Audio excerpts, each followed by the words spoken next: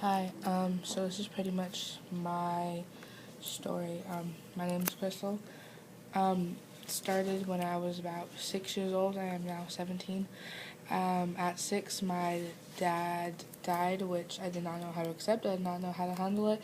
I did not know how to cope with it. So the years leading, my aunt actually helped me a lot through it, and then I lost her at 9. So about like 3 years later, I lost my aunt.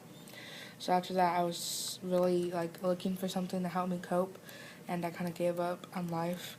So at 9 years old, I started drinking hard liquor, vodka, brandy, all that kind of stuff.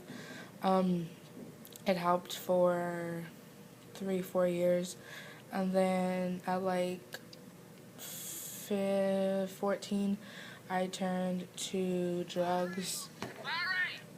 I turned to drugs, and that was not, it was fun, but it didn't help with the coping as much. So a week before my 16th birthday, I decided to turn to self-harm, which to this day has been one of the worst mistakes I have ever made, was picking up that blade, even though it sounds so cliche. Um, the first 2 times I did it, went without noticing, and then my mom found out, and I was sent to Loma Linda Behavioral Medical Center, which is a mental hospital. I spent a week in there, and since I had just started self-harming, I was not ready to. I didn't want to stop. I wasn't addicted, so people don't believe that you can get addicted to something like that as easily as addicting as cocaine or heroin. It is a drug, pretty much, and so I relapsed that night um, to drugs, to weed and alcohol. And then I went about a week until I relapsed to self-harming. And throughout the summer of 2014, I went through so many things. I was in so many different situations that I could not handle, that I was not prepared to handle, that I turned to self-harm even more. I was cutting every day, 5 to 6 times a day, deep cuts on my arms and thighs, which I do have scars from now.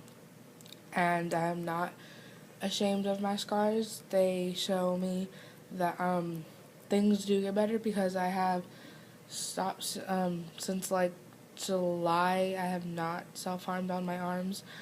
I have relapsed a couple times on my thighs. That's where more of my scars are noticeable.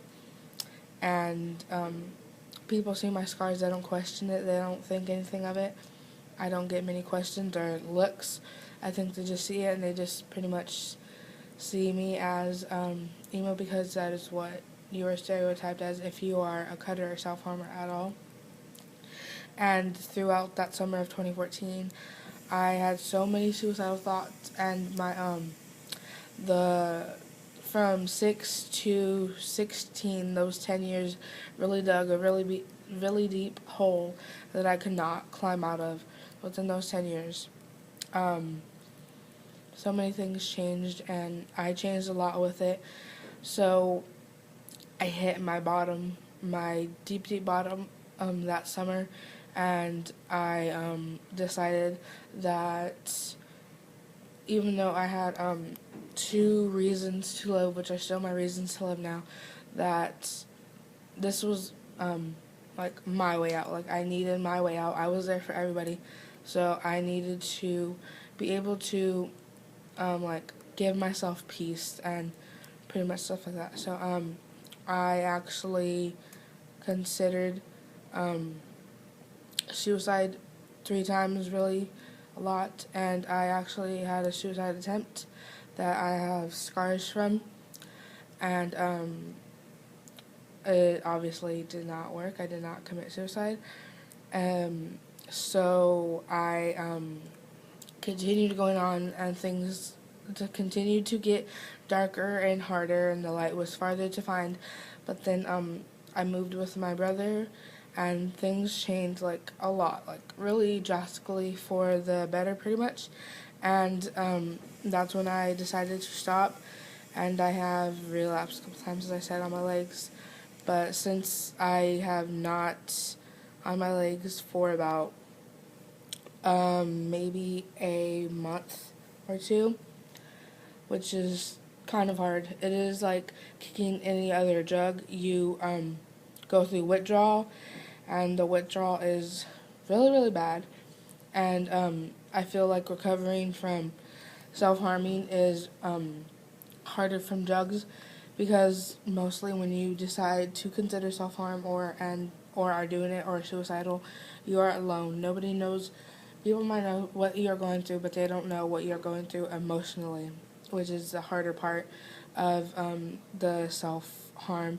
So I so that was like, things would just get bad, and I could like remember that when things got bad, I had no other way out besides to self-harm, and that's pretty much what ended up happening.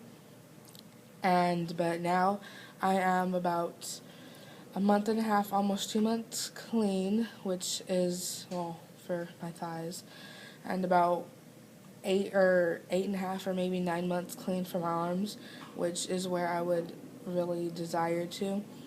And my message pretty much is that you are never alone as you think you are. Everybody thinks that they're alone and that nobody knows what you're going through or how you are affected by what you went through. But there are a lot of people out there that have gone through something similar to you, or just know and can relate, and won't judge you for it, which is really good. And I did do therapy, which me personally did not help me personally, but it does help other people. But yeah, suicide is never the answer. There are other choices. There is therapy. There is just family members. There are antidepressants. There are so many different options that can help you that are not permanent to a solution that is temporary. So, yeah.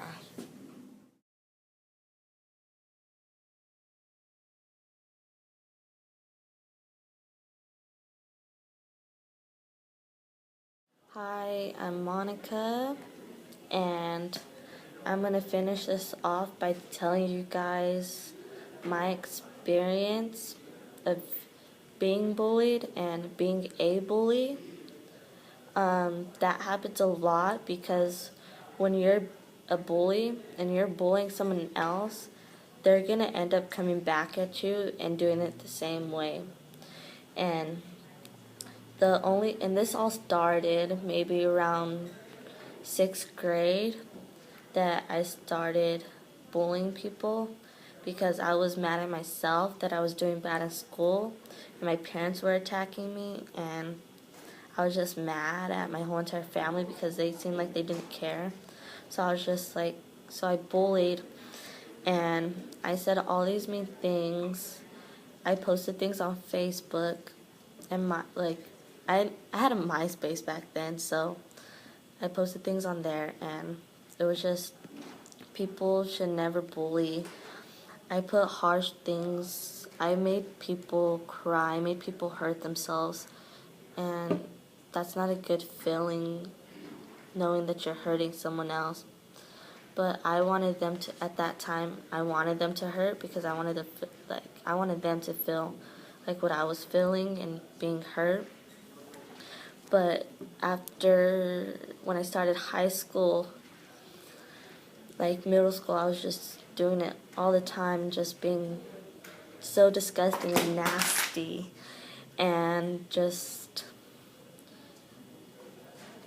not like, I don't know how to put it, but it's just being nasty. Like, I was hurting people, so that's disgusting on a girl.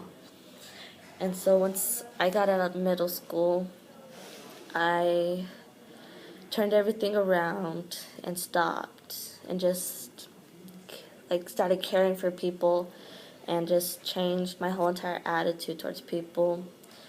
So once I started high school, around like the beginning of high school, I actually got bullied, and the people that I bullied, I noticed, were bullying me. So they're gonna get back at you. They're gonna bully you back because you bully them so much. So I wanted to put this message out, like, when you're bullying someone, don't think about it. You're gonna get bullied back. Like, it's payback. And don't hurt people because you don't know what they're going through. You don't know what's going to happen, what they're going to do.